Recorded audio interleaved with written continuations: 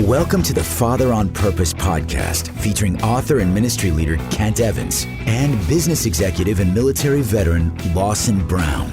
This is a show for you, Dad. You want to be a godly and intentional father.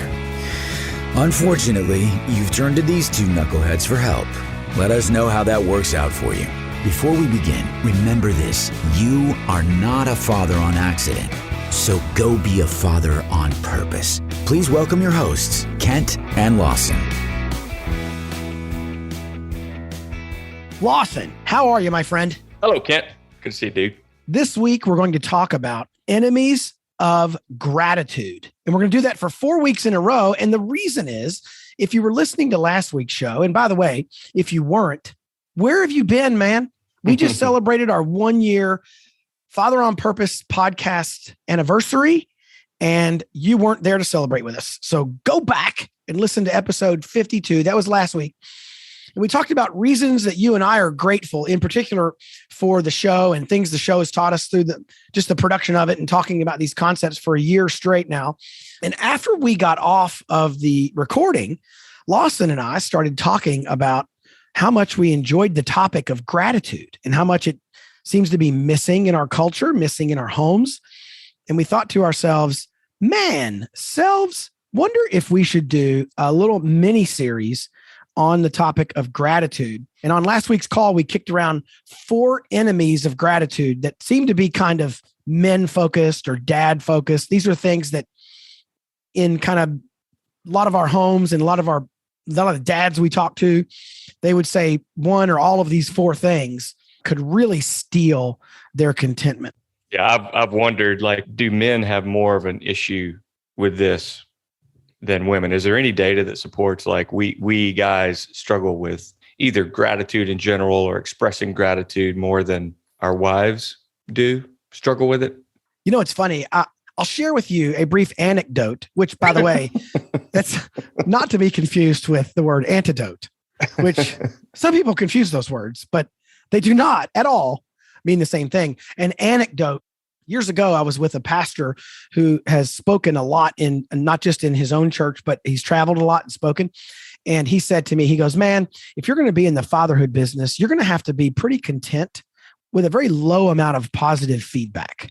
And I said, "Really?" And I said, "Why do you say that?" And he goes, "If I speak in front of 100 women, at the end of my talk, 35 of them line up to tell me what a great job I did and pat me on the back and pray with me." He goes, "If I speak in front of 100 men, it's like cockroaches when the lights come on. They just scatter. As soon as I'm done, nobody talks." He goes, "So you're just going to have to get pretty comfortable with a low level of feedback." And I'm not saying that means most guys are ungrateful, but what we don't get near as much feedback that's positive in nature as a typical women's ministry. So maybe men do struggle more with this, or at least they struggle more with expressing it. Let's put it that way. Yeah. It doesn't mean necessarily that guys are less grateful, but talking about it openly, recognizing it frequently, kind of digging in deeper. And that's how I felt at the end of the last conversation that we had was I bet you there are guys out there that this will ring true with, I think we can talk through some of this that'll hit the mark.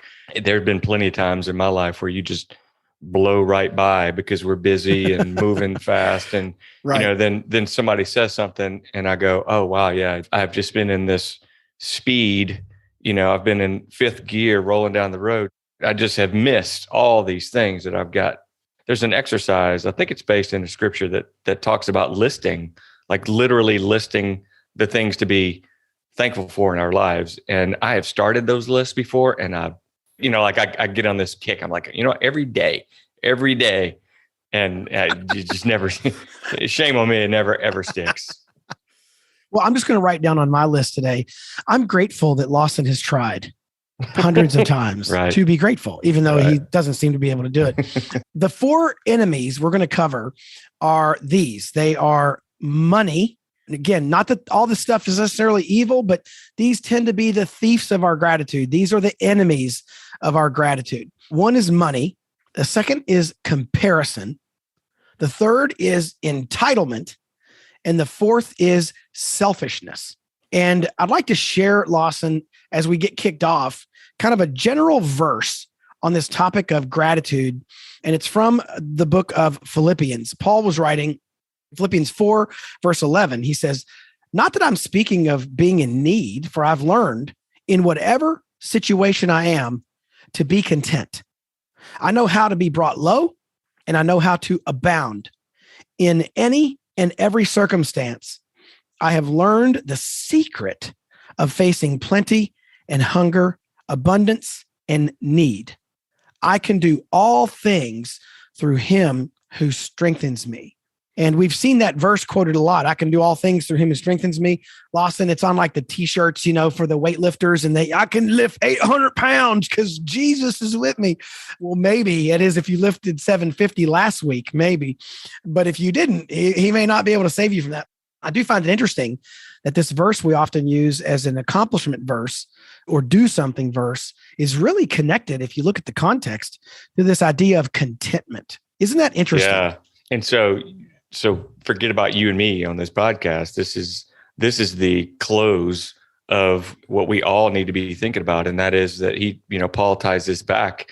And Paul was not in very good circumstances, by the way. As he went on the road, he encountered plenty of struggles. He had very little. And then the end of his life was pretty traumatic, let's just say.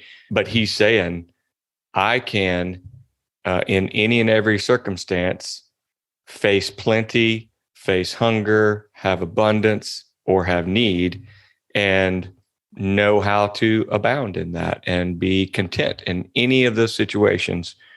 And that's what I feel like, I wonder, do we struggle with, a lot, and try to come up with things to be grateful for and ways to do that when that's the answer. We don't need tricks and lists and things like that. I mean, yeah, it may help to remind ourselves, but it all comes back to, I can do all things with Christ, because that's where my strength comes from.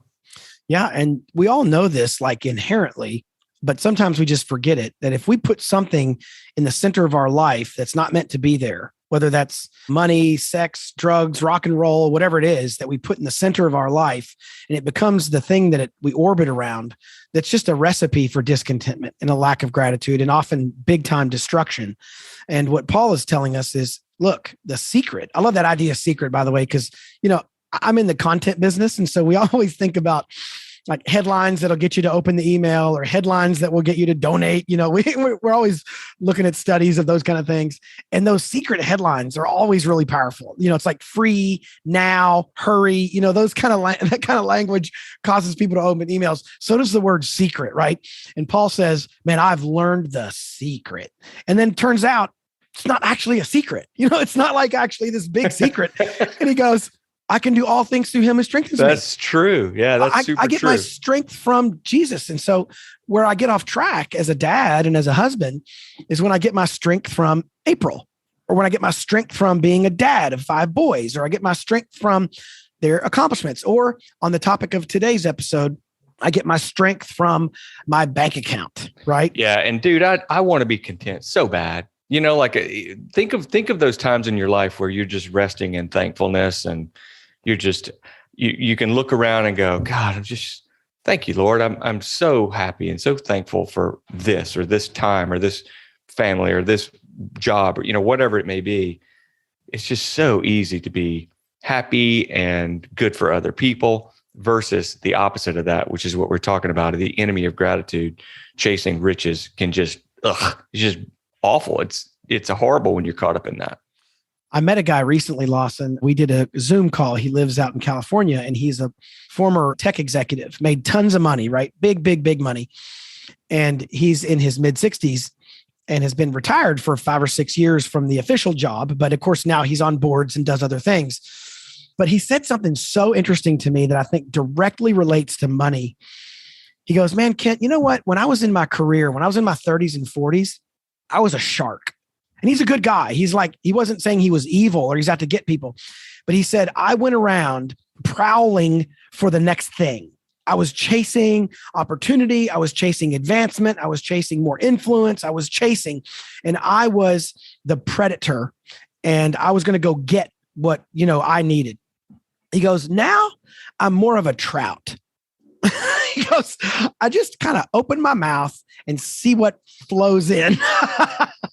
And what he was talking about is just the idea that instead of being always carpe diem, always chasing, always up before dawn, and you're either the lion or the antelope, man, you got to make it happen. I think of those accessories pictures, instead of living life that way, he's started later in life to live more of a, let's see what God gives me each day. And let's see what God puts in my hand this day, whether that's people, economics, opportunity, whatever.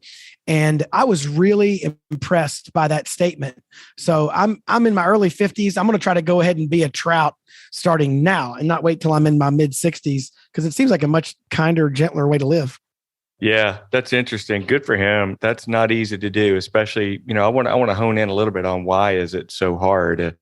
We have a lot of listeners that aren't necessarily living here in America, where having is a little easier than in some countries. For those of you guys who have spent time outside of our country in some of the second or third world places, it's a stark contrast. So just starting at that point, which is really, remember back, Kent, that was one of the things that I wanted to talk about was our country and being thankful for the fact that for some reason we were born in a country. We had nothing to do with that, but God placed us here. And it's quite frankly much easier to have nice things in America than it is in a lot of places.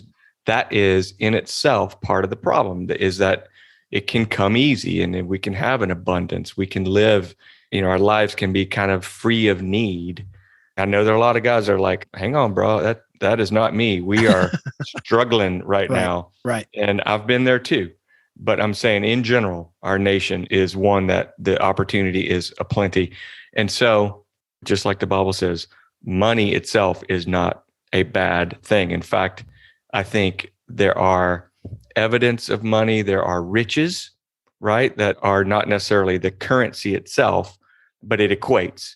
And so I want to talk about that for just a second. And that is that these things, whether it's items like nice cars, expensive collector's items, maybe you have, a super nice expensive watch that you just love, or it could be just thinking out loud, like extravagant excursions and going to some 5-star all-star place when you could get the same family time, the same relaxation, same enjoyment or rejuvenation time with your wife at a non-name brand destination, right? So that's not currency itself, but then those things, those are inanimate objects.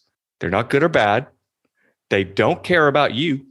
So, your feeling toward them is not reciprocated in the slightest. Like, why do you care so much about them? Why? So I've asked myself, and in talking with other guys over my life who have also struggled with this to a degree, like I have. Murphy Belding said something early to me, long time ago, about gripping tightly the treasures of this earth, as if they are ours, and that white-knuckled death grip we have on things, and or the fear of losing money, losing those things. Bro, it's not yours. Loosen your grip, and you will find that you aren't owning them. When you grip that tight, they're owning you.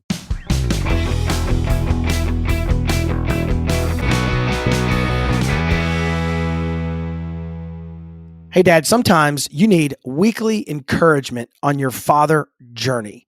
That's why we built a community of men that are basically the Navy SEALs of godly fatherhood. They are all located at fatheronpurpose.org. That's fatheronpurpose.org. Now, that is a monthly subscription of just 11 measly US dollars. And when you join that community, you will get action items that are brief and biblical, and you can put into play right away. Every week, we release a dad mission video that is a short devo based on the Bible with an action item mission at the end, super practical. And plus, as a bonus, when you dive in, you get digital courses, ebooks, all kinds of other resources, not to mention you're connected with dozens of other godly dads who are walking through the same issues you're walking through. And that community is very rich and vibrant. Come check it out today at fatheronpurpose.org. That's fatheronpurpose.org.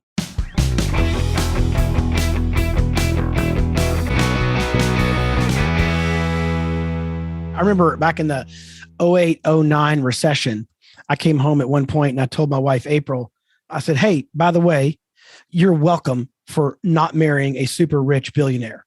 She looked at me all weird, like, what is he doing? And I said, if I'd been really rich the last few months, we'd have lost a lot of money.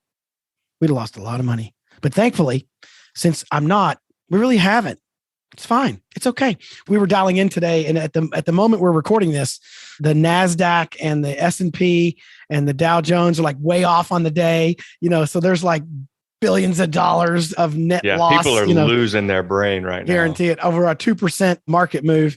Let me share two verses, Lawson, and let's make sure we keep this conversation focused on like the biblical view of money, not so much the world's view of money, because that's really where we get in trouble. One is Hebrews 13:5, and it says, keep your life free from the love of money. Keep your life free from the love of money and be content with what you have. For he has said, I will never leave you or forsake you. I'm going to come back to that one in just a second, but real quick, rounding them out in case somebody wants to write them both down. The second one is 1 Timothy 6:10. 1 Timothy 6:10. For the love of money is the root of all kinds of evils.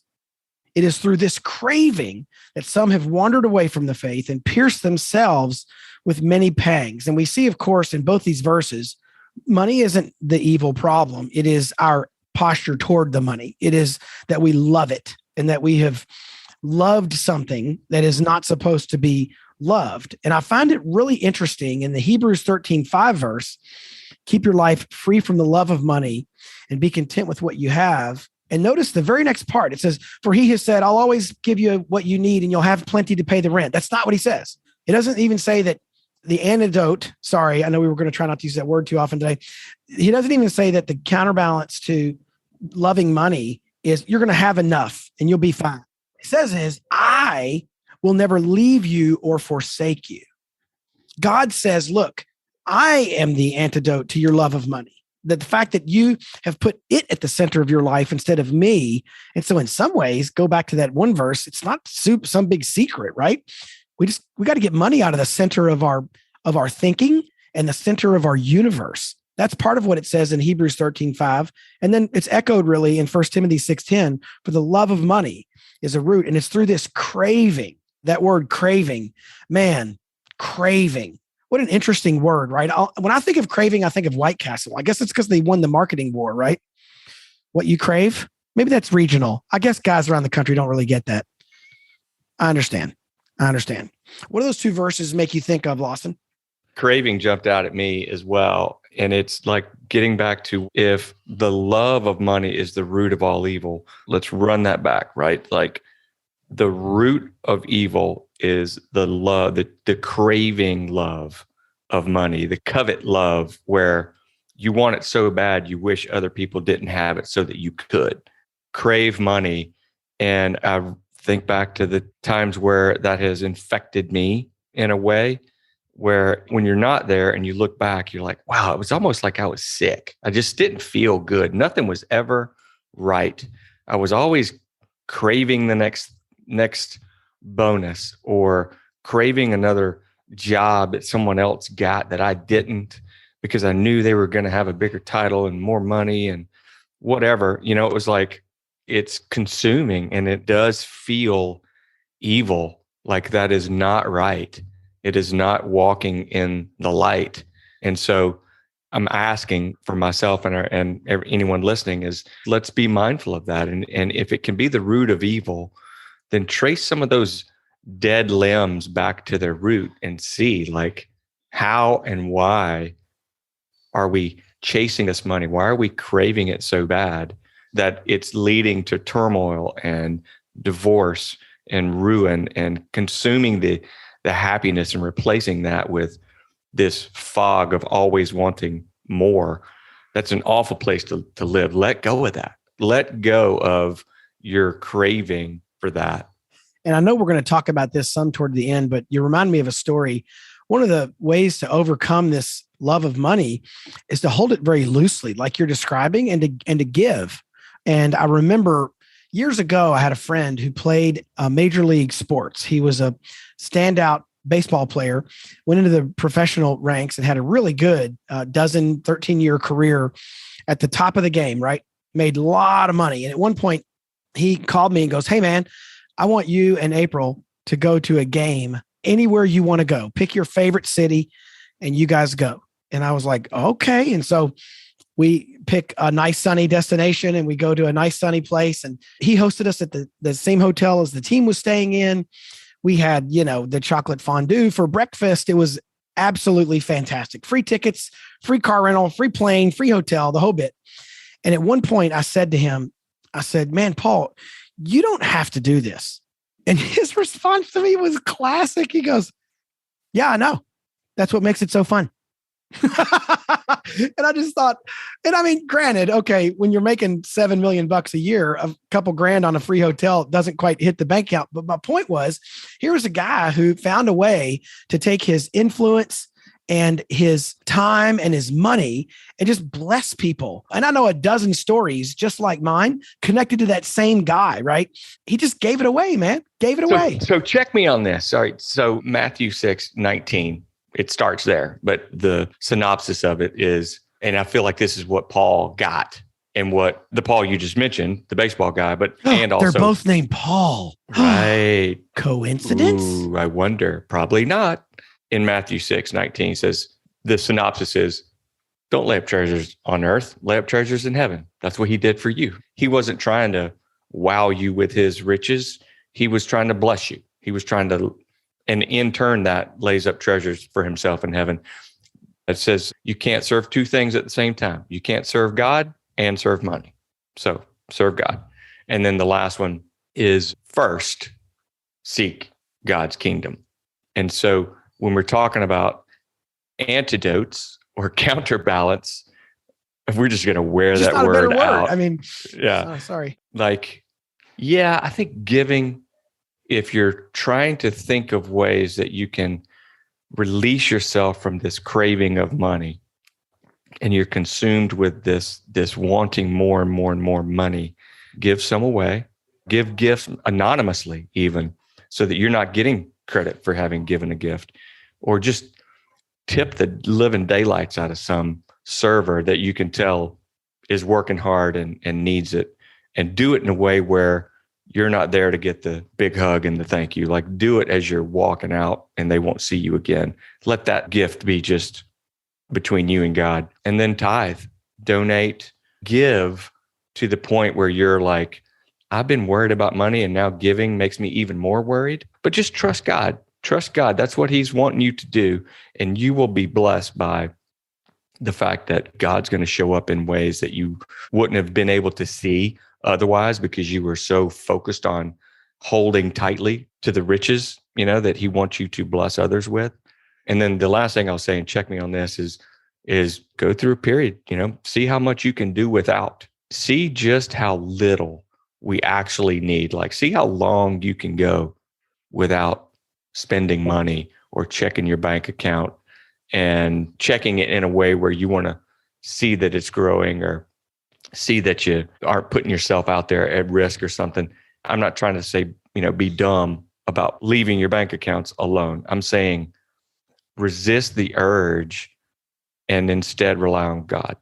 Trust that, you mentioned 08, 09, when 9/11 hit, I lost my job. We lost almost everything, even the house, sold all the cars, paying bills, and couldn't find a job, didn't know where the next paycheck was going to come from. But at the time, for some reason, we chose to continue tithing what we had been when we had the job. And there were times where I was like, well, this check's going to bounce, and something would happen. Something unexpected would come, some refund or some gift or something. And I only say that because I want to underscore that God is trustworthy.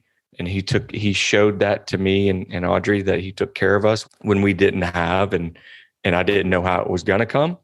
And so I think if you're grasping super tight, listen to what Matthew says: lay up treasures in heaven, serve God first, and seek his kingdom.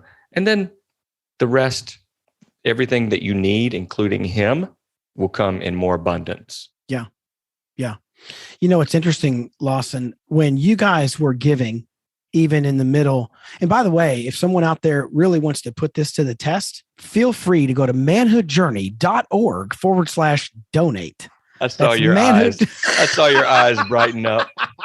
That's manhoodjourney.org/donate. You can even give stock these days, even though your stock is worth less than it was a month ago. Feel free to give us now's the time to give it away when it doesn't. Shares of your stock. But no, kidding aside, we have noticed, I'll tell a story and I want you to react to that story because you've been in the same position. A couple of Decembers ago, you know, nonprofits, we tend to work on calendar years, and a lot of folks want to give late December because they want to get the tax deduction in for that year. And so a lot of nonprofits have really aggressive end of the year campaigns. We've been so small and we've had so many irons in the fire that I really haven't done that. Like until last year, actually, my first year of about 11 years worth of Manhood Journey, for the very first time, we tried an end of the year campaign in 2021. But in 2020, back a year and a half ago, right at the end of 2020, I was in my basement, standing right where I am now almost. And my son comes down and says, "Hey, Dad, somebody's here to see you." I go upstairs. There's a friend of mine in the driveway who I don't see very often, him and his wife and their kids. And they chatted up for a minute and hand me an envelope and drive off. And it was real brief. They're like, "Hey, man, we just got something we want to drop off. There's a little something for you there and your ministry in the envelope. You know, we wanted to get it in under the wire." It was literally December 31st. I walk in the house and I'm just kind of opening the envelope while I'm talking to my wife. And she goes, "Hey, who was that?" And I tell her the name. She goes, "What were they doing?" I said, "They were dropping off, I think it's a check for Manhood Journey." You know, "Oh, great." So I'm opening up the envelope and I pull it out and I like almost stop breathing for a second. And my wife looks at me and goes, "What is it?" And I went, well, it's a check. It's a check. And she goes, "Is it a large check?" And I went, "You could say that, bro. It was a check for $40,000, 40,000,000.00. Like I'm looking at the check going, blink, blink, blink. Like there's no way my eyes are seeing this number, because for us, I mean, by like a large margin, that was the largest one-time donation from a private individual we have ever gotten. And I just remember I went to lunch with this guy a couple weeks later, and he was almost like giddy. He was like a school kid. He had so much fun. He had sold a business and had a couple big checks that he wanted to give to just a couple nonprofits. And he had so much fun giving that money away. And like you talk about a grateful, happy individual, he was over the moon at having given the money away. Like it was just amazing watching that happen. But you've done that, man. You've been, most of our listeners don't know this, but you're probably our longest monthly giver in the history of Manhood Journey. You've always been personally very generous with our ministry, plus probably many others. I know you've supported the military and guys who've had some PTSD issues and so forth. What is it about giving that you have personally found to be kind of the antidote to discontentment? How have you seen giving work in your life? Because you've been on that generous side hundreds and hundreds of times. And a lot of our guys need to know that there really is a such thing as a cheerful giver. And you're one of them. What have you found in that space, man? Well, it happened to me a couple of times in our life where we were without, and God used those times in our lives to show me what generosity looks like by having other people do that for us. And in those times, I committed to him that if I were ever in a place where, you know, it was ours to give, then I was going to do that, because it's not ours. It's ours to give. And I see where you had made a note, Proverbs 11:25, "A generous soul will prosper, and he who refreshes others will himself be refreshed." And that's just fact. Your story about Paul and your story about the guy that dropped the 40 grand check, and people who are just can't wait to do that and to see that effect of giving like that. It's not because I hope it's not, and I don't think it is in their case. I think it's because they realize like God gave them something on loan that they get to then go use for his good. And that refreshment, that feeling of being blessed through generosity is something I think that God gives you. It's not earthborn. And so as you were talking about that, generosity versus generosity and gratitude, generosity is the friend of gratitude. If the enemy is discontentment, then generosity is the friend. Nice. Good word, man. That's a really good word. Let me wrap with a concept and then you can comment on it, Lawson. In the New Testament, we see this word. It's translated a little differently depending on your English, but it's the Greek word Eucharistia or the Eucharisteo. And you'll hear the word in it. You'll hear the word Eucharist. So like the body of Christ that's given. You hear that a lot like in the Catholic tradition, where you'll hear the word Eucharist used for, oh my word, I almost said confession. Every weekend we take it. It's like blood and what's the phrase for when you take communion? Goodness gracious, man. Like my brain went completely numb. I thought you were second. joking. No, I was like grasping for what the word communion meant. And so you'll see the word Eucharist in there, but you also see the Greek word for the word grace is the word charis, charis. And that's right in the middle of that word. And that word means thankfulness or gratitude. And so when you look at the Greek in that, what you're seeing God's gift to us of grace is the central thing that enables us to be thankful and to be grateful.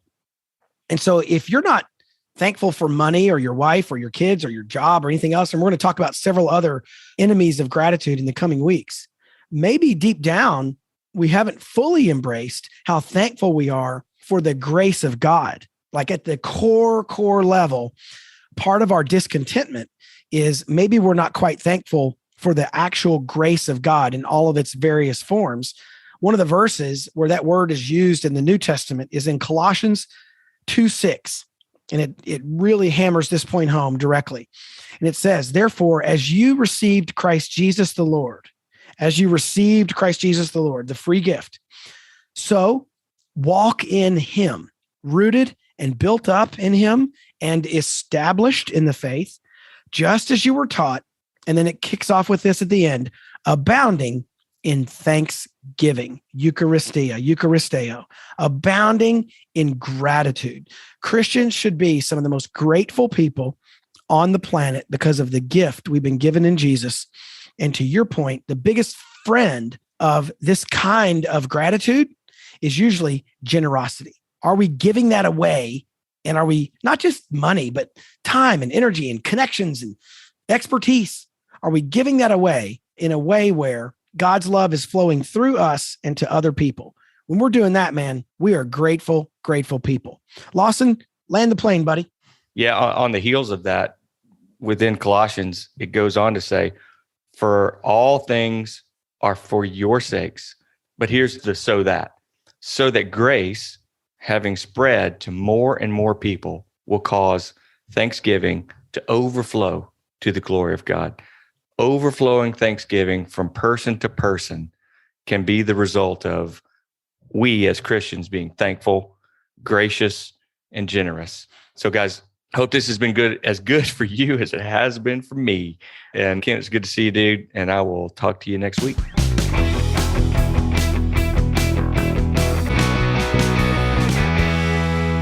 Hey, Dad, thank you for listening to today's show.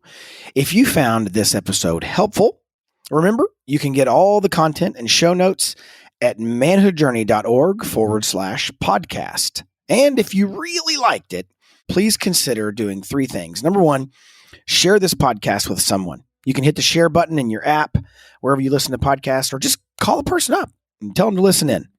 Number 2, subscribe to this podcast so you get episodes automatically. That helps us as well to help dads find the show. You can do that through your favorite listening app, whatever that is. And finally, review this podcast. Leave us a review, good or bad, wherever you listen. Those reviews also help other dads find the show. You can always learn more about what we're up to at manhoodjourney.org or fatheronpurpose.org. We will see you next week. You've been dozing off to the Father on Purpose podcast featuring Kent Evans and Lawson Brown. Now, wake up.